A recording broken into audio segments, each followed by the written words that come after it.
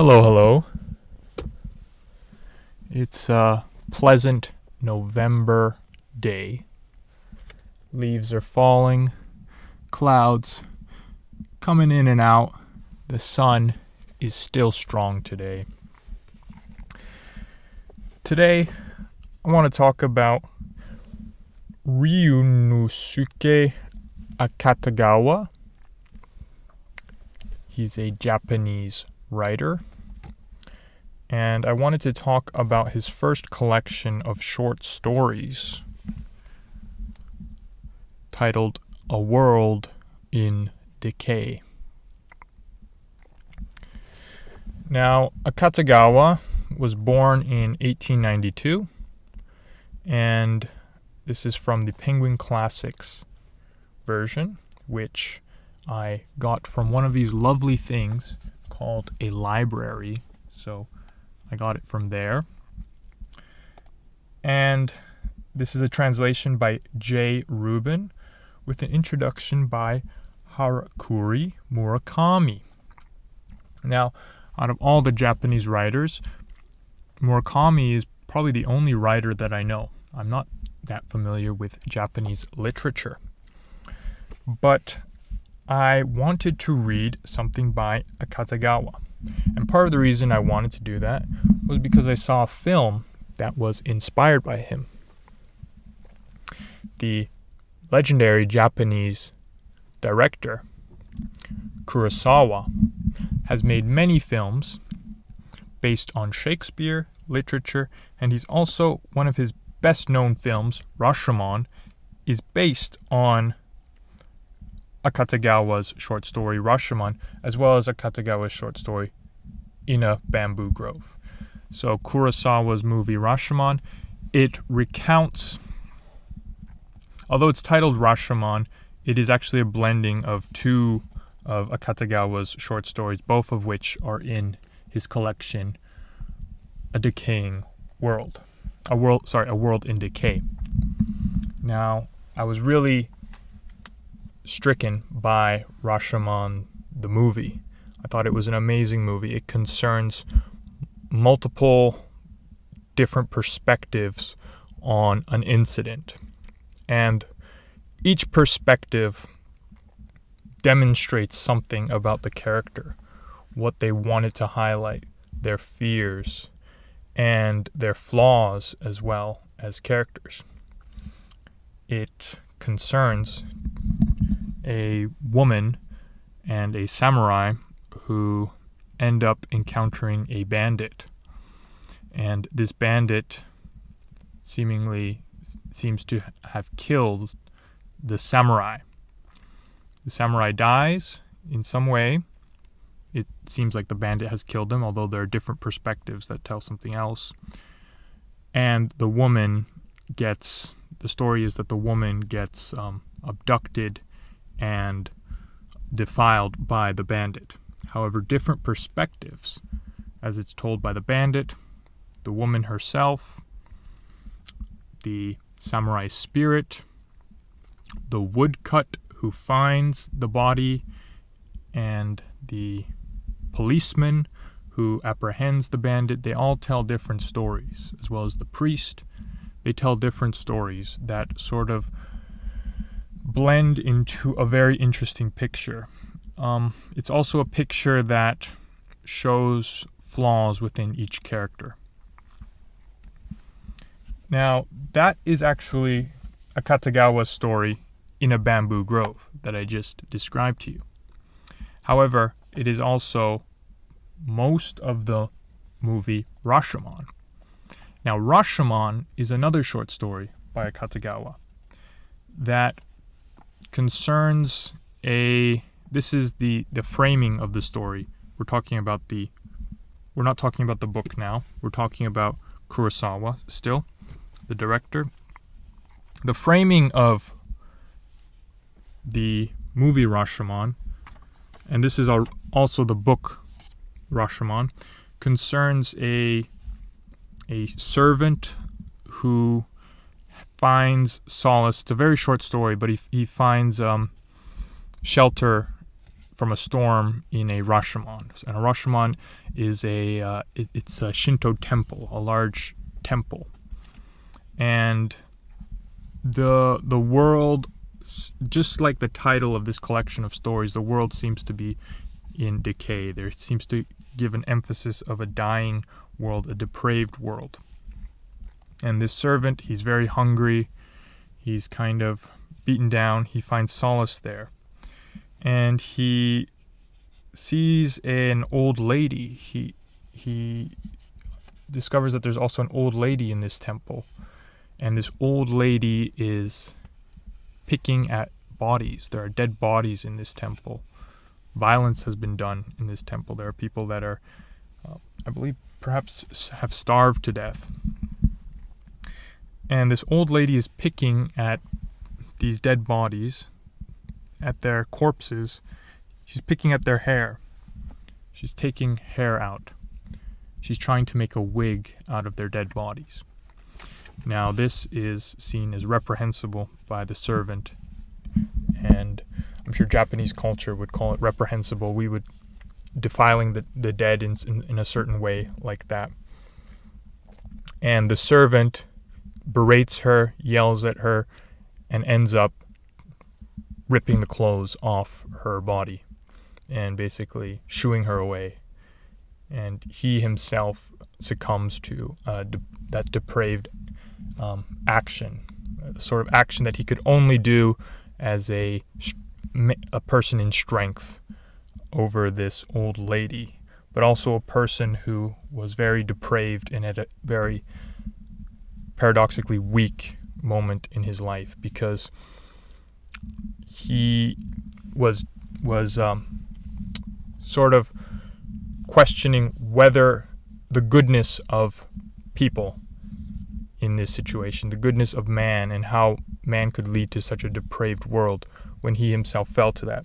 And that is actually the book, the short story Rashomon, but that is also in a way the framing of the story Rashomon by Kurosawa, the director. It's framed as this story in a bamboo grove about the samurai and the woman and the bandit. It is told by people under this Rashomon, and it follows a similar trajectory to the short story Rashomon, which I just described. The second short story in this collection is In a Bamboo Grove, which I previously described. These different perspectives create an interlocking narrative, and the way Akutagawa writes is in a very removed style in a way, but at the same time you feel as if someone is telling a story to you. You don't feel like you are necessarily immersed in the story, but you feel as if someone is telling a story to you. He's guiding you through this narrative, which I enjoyed quite a lot. It's a very refreshing way to read stories, in my opinion. I like knowing that the author knows what's going on and has something up his sleeves, rather than seemingly trying to figure everything out yourselves. However, the story itself always ends up being a bit more nuanced, and not everything is told as clearly as can be. Case in point, In a Bamboo Grove. What actually happened? Did the bandit actually kill the samurai, or is that just the narrative that is being given to us? Not to go into spoilers, but there are many parts of this story that conflict with each other. The narratives that the different characters say conflict with each other, and each narrative demonstrates that each character wants themselves to be shown in a certain way. But in that, as I mentioned before, it highlights the flaws of their character. You can uncover that there are some things that are unsaid by this character that were mentioned by other characters, which is in the movie, in Kurosawa's movie, gets highlighted right at the end, especially by a certain character, the woodcut.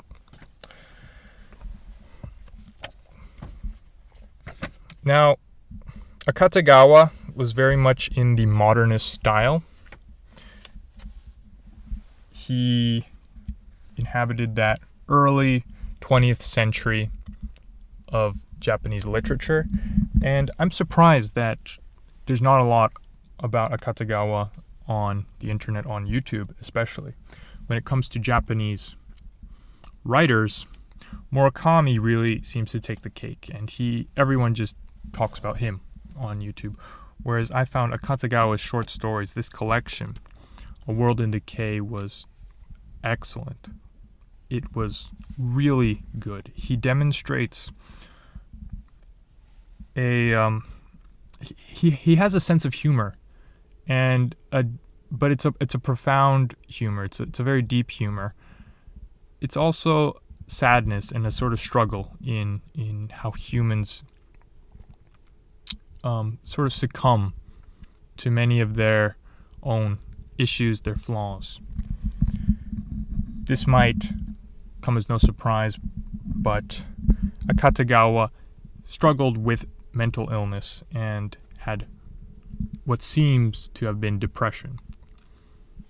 He overdosed on barbiturates at the age of 35. He died in 1927. On 1927. He died in 1927. My grammar's all messed up now. But he demonstrates an interesting, a very delicate sense of morality, and a great humor, and also vivid imagination. I'm not sure what Akutagawa's religious affiliation was, but Buddhism was a heavy theme here. Buddhist priests are heavily mentioned. They're used as characters. Buddhism occurs in quite a few different stories. In fact, The Nose, which is a short story, that is quite Gogol-esque, actually, in my opinion, which is quite funny because one of Nikolai Gogol's best-known short stories is The Nose. And there is something a bit Gogol-esque about this short story as well. And I wonder if Akutagawa was familiar with Gogol and read Gogol, and I have a feeling that he did. Now, The Nose, Akutagawa's version, and it's just not his version, it's his own story because it's quite different, concerns a Buddhist priest who has an absolutely humongous nose. I believe it's a Buddhist priest. I don't want to actually say anything that's wrong. Hope I'm not confusing it.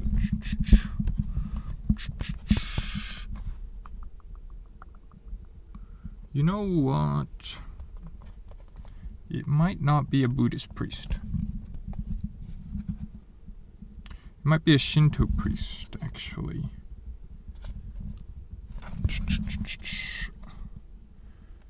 I thought it was a Buddhist priest. Yeah, it was, I think, a Buddhist priest.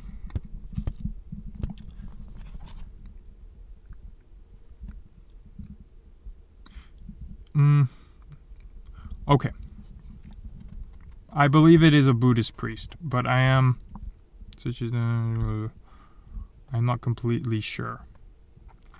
Buddhism is mentioned a few times here, but also there's something in me that makes me wonder with the usage of Zen and whether this might be... Buddhism does use Zen, also incorporate that. So I think it's a Buddhist priest who has a absolutely humongous nose. It goes down to his chin. It's ridiculous. And every time he eats food, porridge or soup, it goes in his soup. So much so that he has a little buddy who has to hold his nose up as he's eating. And everyone is kind of talking about him and seems to have makes fun of him because of this. And he gets quite, although he is a Buddhist priest, and he must sort of be concerned with the spiritual, the religious, he grows quite self-conscious about this, and it torments him. And he ends up going through a procedure in which he has, in a really comedic sense, he has people stepping on his nose. He has a man who comes in from China who ends up like stepping on his nose to go through a nose shrinking procedure. And it actually ends up working, and his nose ends up shrinking. But he still feels a sense of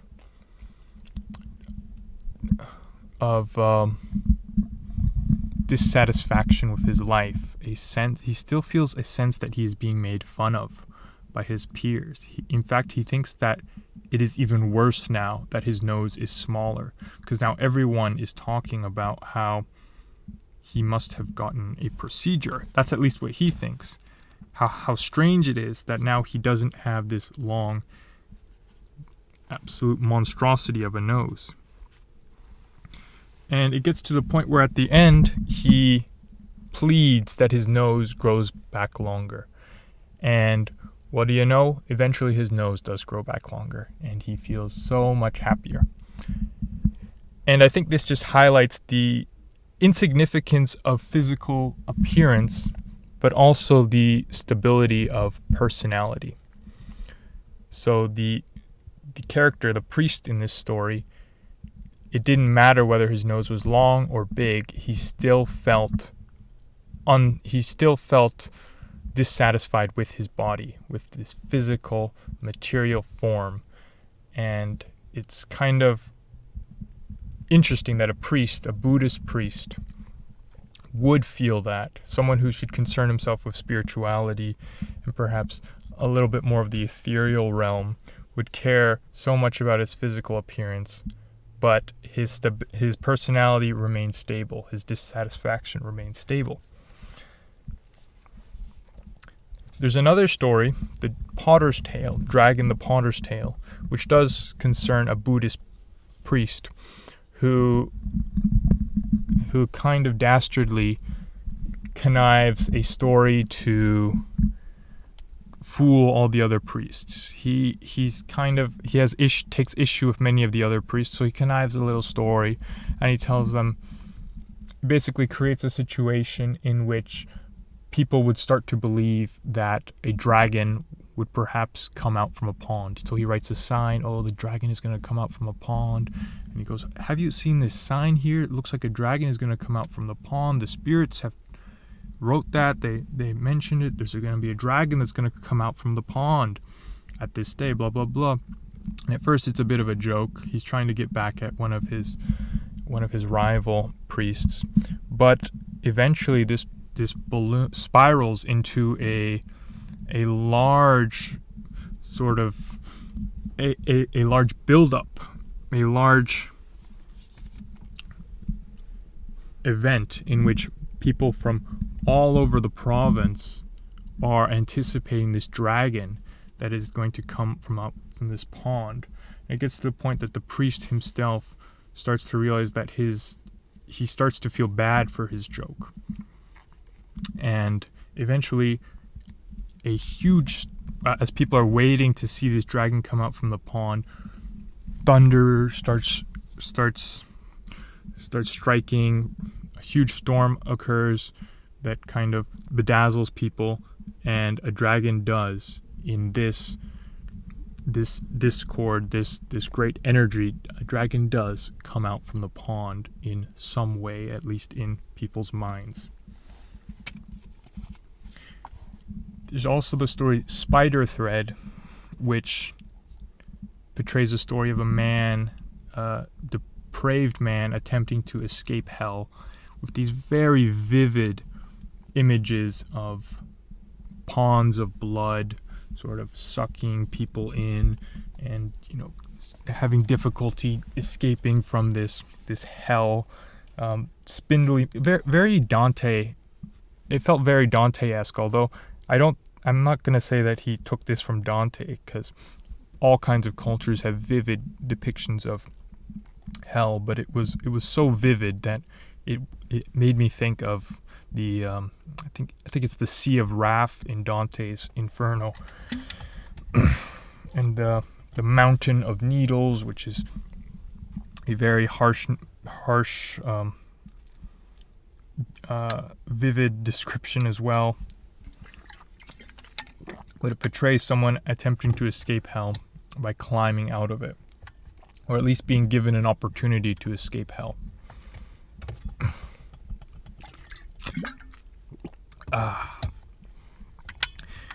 And the last story is the longest of them, and that's Hellscreen, which is one of the more... It's definitely it's a horror story in many ways that demonstrates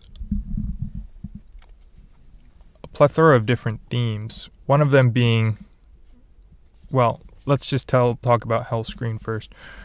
Just give the gist. It's about a very, very prominent, successful artist who... This is the time where my throat is starting to get really parched. A very prominent, successful artist who makes incredible feats of art. However, he is not very much liked by the population and his peers and his other artists. However, no one can deny that he is an incredibly talented artist. But he has a sort of nasty personality. And the emperor, I believe it's the emperor or shogun or someone who's very much in power, requests him to paint these panels of hell. I'm not sure if he's requested to it or if he decides to paint that on his own. But either way, in order to paint these panels of hell, he needs to experience a sort of hellish world himself. And he's all for that. And he creates sort of realities in his little workshop, in his studio, where he's basically torturing his little helpers and all of that, just so he can portray hell itself. And while there is a little bit of humor in this story, it's, for the most part, a horror story and a suspense story. It also demonstrates in a way that how obstinacy, how this sort of stubbornness, this pig-headedness which this artist has, can eventually be in your downfall. And not to spoil it too much, it's how art can mimic reality, or reality can mimic art, but also that,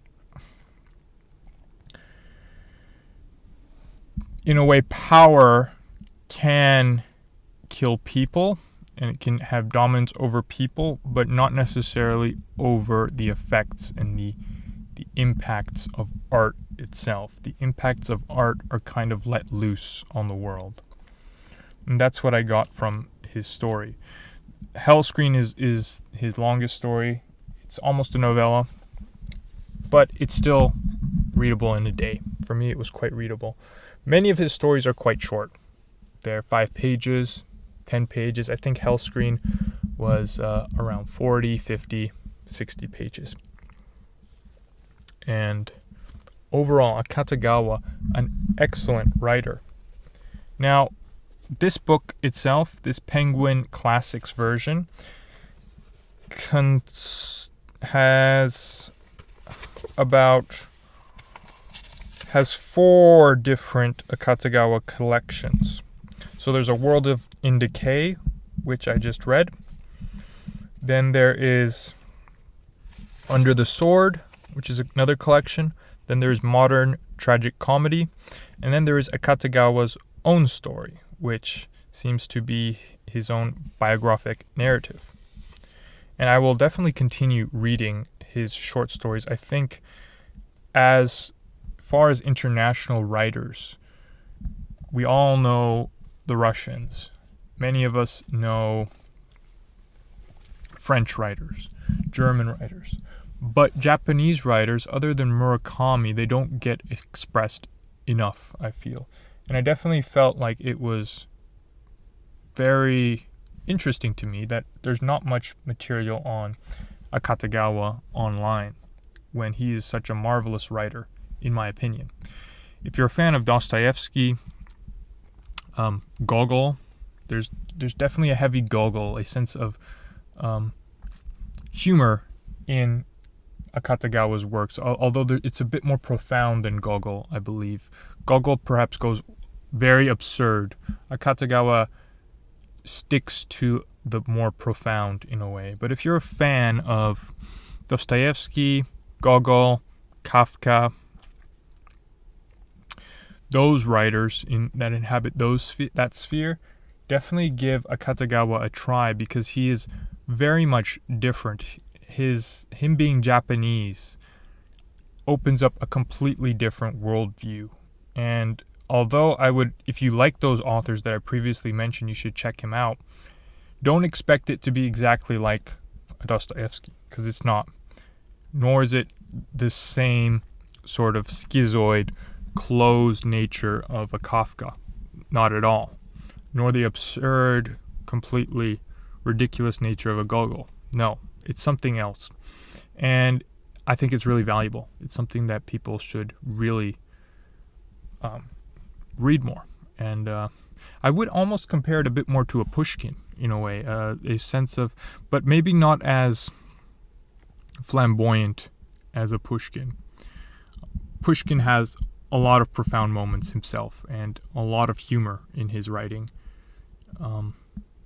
In some ways, I would compare it to that as well. But definitely give Akutagawa a go. Thanks for watching. Take care.